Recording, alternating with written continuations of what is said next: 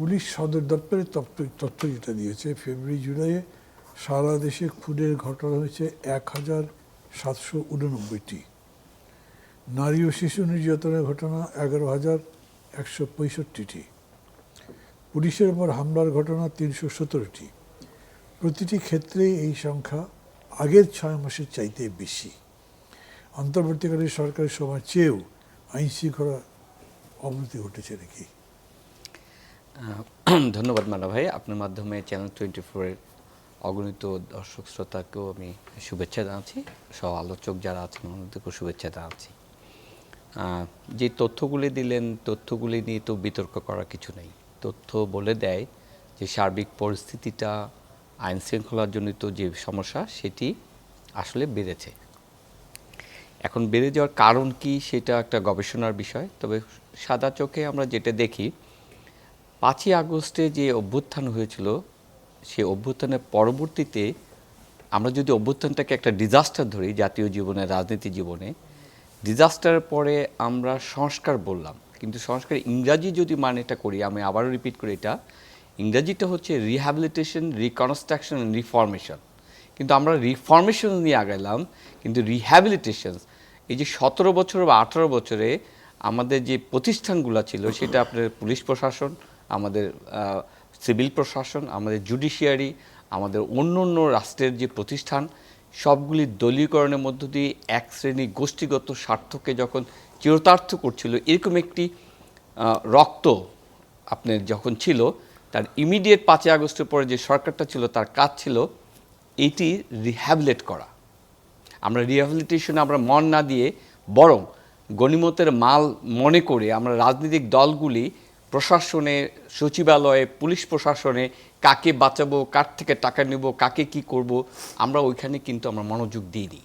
আমাদের এই বিভাজন, আমাদের রাজনৈতিক চিন্তা, আমাদের উচ্চাভিলাষিতা, আমাদের সংকীর্ণতা এবং আমরা কিভাবে এটাকে ক্যাপিটালাইজ করব এই মাঠটাকে, সেভাবে হয়েছে।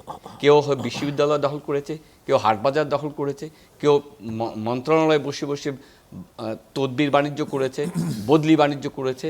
ফ্যাসিস্টের যে সকল কর্মকর্তা কর্মচারী ছিল সবাইকে কিন্তু করেছে।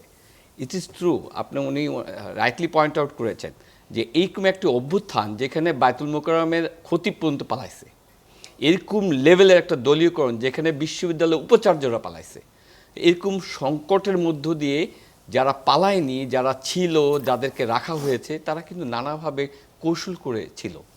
17 বছরে রিক্রুটমেন্ট প্রসেসে যদি এন্ট্রি লেভেল ধরেন, 17 বছরে কিন্তু এই রক্তটির গভীরতা, এর পচে যাওয়ার অবস্থা কিন্তু বিকট। সেখানে জাতীয় কনসেনসাসে আমাদের তত্ত্বাবধায়ক সরকার যে জায়গাটা লিড করা উচিত ছিল, রিহ্যাবিলিট করা প্রতিষ্ঠানগুলোকে, সেদিকে মনোযোগ দেয়নি। আমি রিকনস্ট্রাকশনসের কথা যদি বলি, সেটিও তো মনোযোগ দেয়নি। এই যে প্রতিষ্ঠানগুলি রিহ্যাবিলিটেশনের পাশাপাশি যে কনস্ট্রাকশনসে যে একটা সমস্যা রয়েছে, সেটিও দেয়নি। আমাদের আইন অনুশাসন, আমাদের সংবিধান পচে যাওয়া সংবিধান কিনা সেটা আমি বুঝতে পারতাম যদি আমাদের একটা নর্মাল সিচুয়েশনে, নর্মাল পরিস্থিতিতে আমাদের এগুলি প্র্যাকটিসের মধ্য দিয়ে এগুলি অ্যাডজাস্ট হয়ে গেছে। কিন্তু আমাদের যে আইন ছিল, যে প্রতিষ্ঠান ছিল, যে আইন অনুশাসন এবং সংবিধানে যে বাধ্যবাধকতা ছিল, সেগুলি তো আমরা মেল প্র্যাকটিস করেছি। আপনাকে তো চুরি করার নিশ্চয়ই সংবিধানে ছিল না, ব্যাংক লুট করার কথা তো নিশ্চয়ই সংবিধানে ছিল না, আপনার থানার পুলিশ দলীয় লিগে পরিণত হওয়ার সংবিধানে ছিল না। এরকম একটা পরিস্থিতিতে যখন দেশ এক থাকা উচিত, আমরা দুর্যোগে এক থাকলাম, স্বাভাবিক সময় যখন পেলাম, তখন দলগুলো যেমন এক থাকলো না, আমাদের সামাজিক সংগঠনগুলো এক থাকলো না, আমরা এটাকে রিকনস্ট্রাক্ট করার পরিবর্তে একটা রিফরমেশনকে সামনে রেখে এক ধরনের প্রলং করলাম। আবারও সেই কোনো না কোনো একটা গোষ্ঠী যারা পূর্ববর্তী গোষ্ঠী খেয়েছে, তারা অভাবে ছিল, এখন নতুন সুযোগ পেয়েছে, সেইটাকেই তারা এক্সপ্লয়েট করেছে।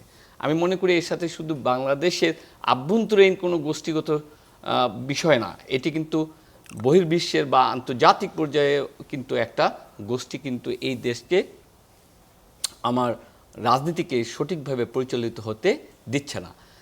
তাদের আবহাওয়া বা তাদের পরামর্শে, তাদের চিন্তাভাবনার জগৎটা আমাদের এখানে কোনো না কোনো রাজনৈতিক দল যার যেমনি সুবিধা সেভাবে তারা গা ভাসায় দেয়।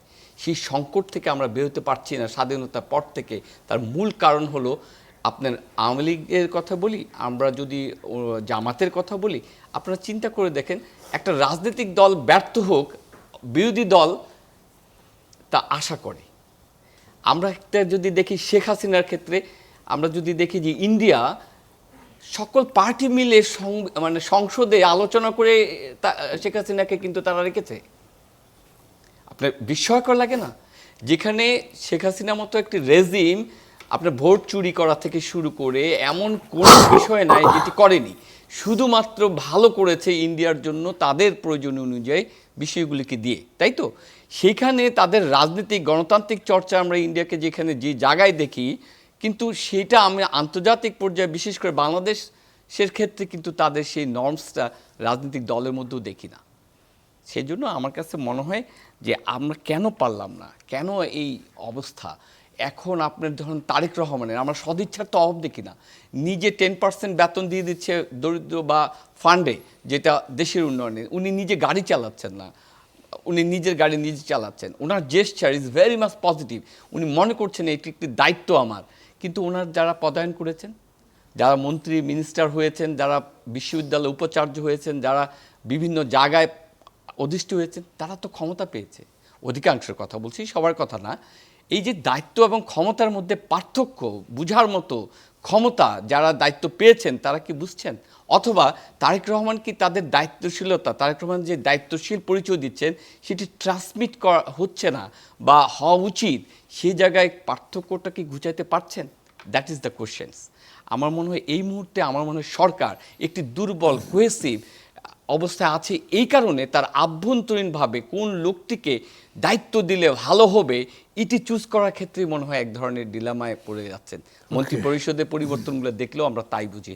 সঙ্গত কারণে সংকট আমার মনে হয় সরকারের ভিতরে এক ধরনের দ্বিদুল্যমানতা এবং সঠিক লোক বাছাই করে সঠিক জায়গায় বসানোর ক্ষেত্রে যথেষ্ট খামতি আছে বলে আমার মনে হয়।